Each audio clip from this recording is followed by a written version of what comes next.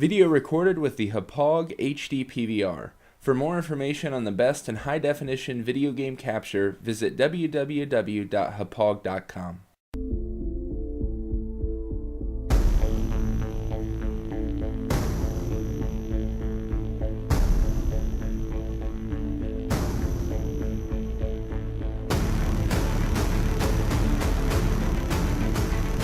What's up, guys? It's Cordsy from Gaming Legit, bringing you some Gears of War 3 beta gameplay.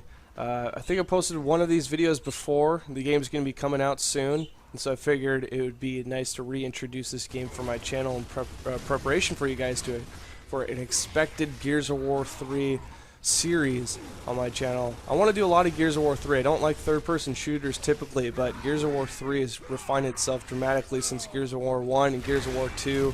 It just operates a lot better, and especially on Xbox Live.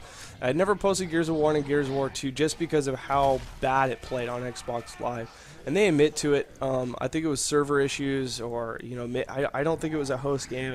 I'm not a real Gears veteran, just because it didn't play well online, so I didn't put a lot of my time into the game.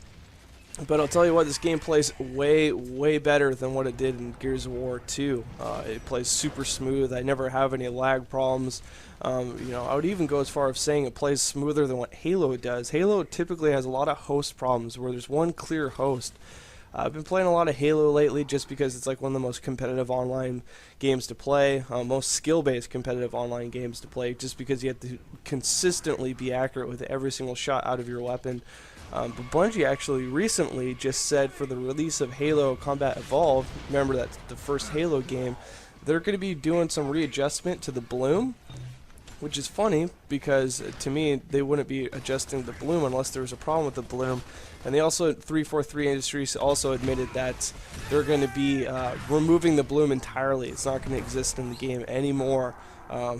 Which also tells me that it was a bad idea. They obviously don't like it. It wasn't received well by the fans, so they're going to take it out, and they need to do that. The bloom on LAN, it's fun. It works fine, but online, I don't know what it is, but the consistencies, it just doesn't make sense. I know you're supposed to pace your shot, and in a test environment, it takes 7 shots to kill someone, regardless if you get a headshot or not.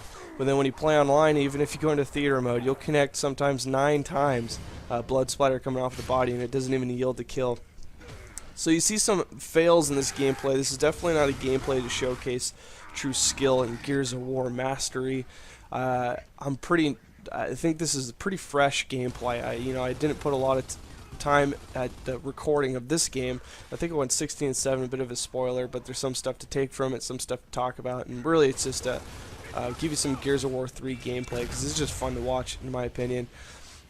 One thing I didn't know how to do yet, and you saw me get pwned by it early on when I went to get the mortar gun, whatever it's called, is that you can actually breach over top of walls, and you actually kick the opponent that's on the other side. It stuns them for a second, then you can finish them off with a Nasher, sawed-off shotgun, whichever it is. And it took me a while to be able to figure out how to do that. I thought you had to press fire or something like that as you jump over, but no, it's really good. It's a smart animation. It's not that difficult at all. You just hug against the wall, and then you just jump over top of it, and it automatically goes into a kick or a punch, whatever it does, to knock the guy out of whack. And so it's a bit of a timing thing. So if you see a guy kind of camping behind the wall, run up and kick him out from the cover and finish him off. It's pretty nice. Gears of War 2 and 1 didn't have that. So you just have these brawls where you're just sitting on opposite sides of the wall, and you'd have to run around the wall to get to them. So that's a nice addition of the game. As far as strat goes, one of the things I first talk about is spawns, or would like to talk about is the spawns of this game. I see some consistency problem with the spawns. Actually, it's not consistency. It's just that they randomly switch, and if you don't keep track of it 24/7, you can get in trouble. That's a sawed-off shotgun. If you're within 3 to 5 feet from someone, it just obliterates them completely. You don't have to be accurate at all.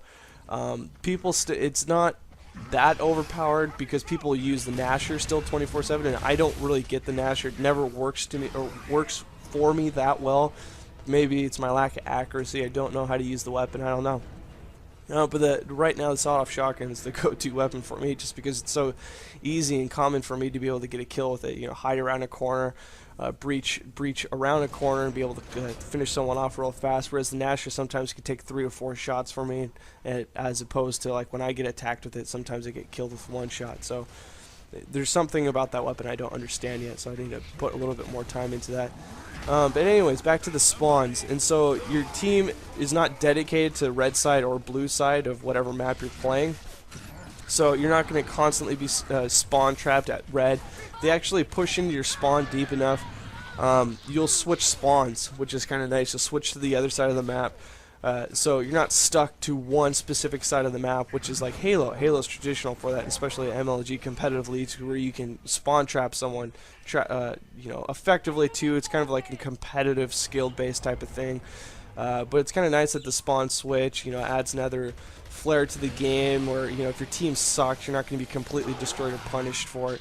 But the problem to that, the inverse to that, is that sometimes you're following up on kills, and you're on the other side of the map, you're chasing some guy, and then suddenly their whole team just starts spawning behind you. It's not a set time for when the spawns are going to switch. So it's just randomly, sometimes the spawns are going to switch, and suddenly you have 3 to 4 guys spawning 2 feet behind you. So that's kind of troublesome. It kind of gets super annoying. I've died several times in matches over and over again from that. Stadium is one of those balanced maps where you don't really have a problem with spawns even if they switch, because you're not going to be cuddling up against the spawn points. You're generally going to be on the sides of the map, so it's not really an issue.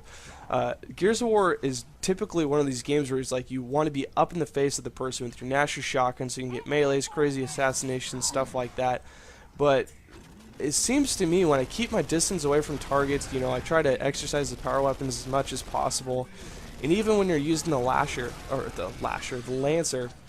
from a distance, you can pick up a pretty good KDR. You're helping our team. You're downing a lot of guys. You're being a great harassment against the enemy team. And you see all these guys just running up in each other's faces, just like complete mayhem. But when you exercise a bit of control and staying back and just kind of pecking at people from a distance, it actually works quite well. And I think people naturally just go, "Oh, I need to get up in everybody's face," because that's what Gears of War is about. Really, if you keep your distance, I think you're going to see a change in your game quite a bit. You might actually win a few more games than if you're getting up in face and giving up kills constantly. It's a safer route, it's more effective, and I think it's just a classier way to play. Okay, so this is the screen that, if you pull it up, the gameplay is actually over, but you can pull up a screen to see where your teammates spawn too, or see where your teammates are located on the map. Yeah, I guess I'm going to have to talk about when the game actually comes out. But anyways, guys, hope you enjoyed the gameplay. I'll see you next time. Hopefully it'll be an insane 8-core gameplay. Catch you guys later. Peace.